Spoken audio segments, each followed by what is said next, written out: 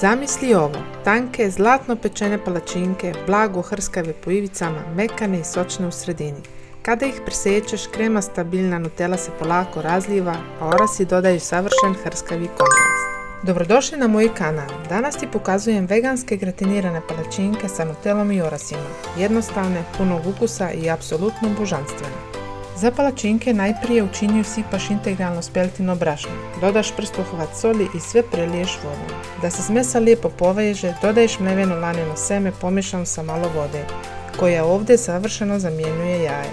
Sve dobro izmiješaš dok ne dobiješ glatku tečnu smesu idealnu za tanke palačinke.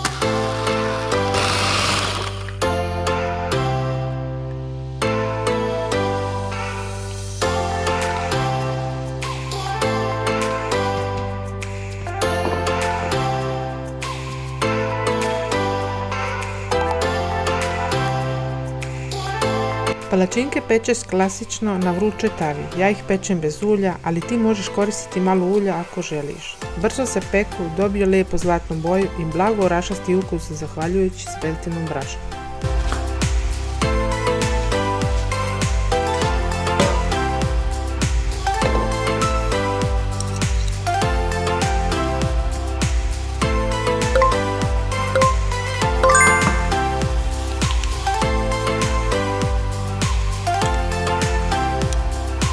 Kada su palačinke pečene, dolazi najbolji deo. Svaku premažeš bogatom veganskom Nutellom, pospeš mlevenim orasima koji su izmešane sa vanilom, a po želji kap ruma koji savršeno naglašava čokoladni ukus.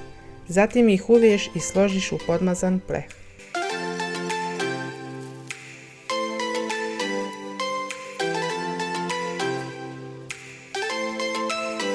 Za preliv u posudi promiješaš slatku biljnu pavlaku sa aquafabom koja daje laganu i vazdušastu teksturu i dodaš još malo vanilje za aromu. Tim prelivom ravnomjerno preliješ palačinke kako bi se sve lijepo povezalo. Palačinke zatim stavljaš u rernu na 180 stepeni i pečeš oko 25 do 30 minuta, dok vrh ne postane blago zapečen, a unutrašnjost ostane mekana i kremasta.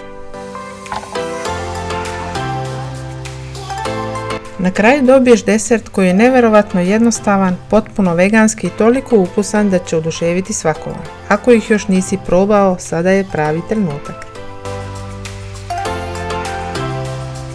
U komentarima mi napiši koji je tvoj omiljeni veganski desert i obavezno pogledaj i sljedeće recepte na mom kanalu. Čekate još puno ukusnih ideja. Vidimo se uskoro.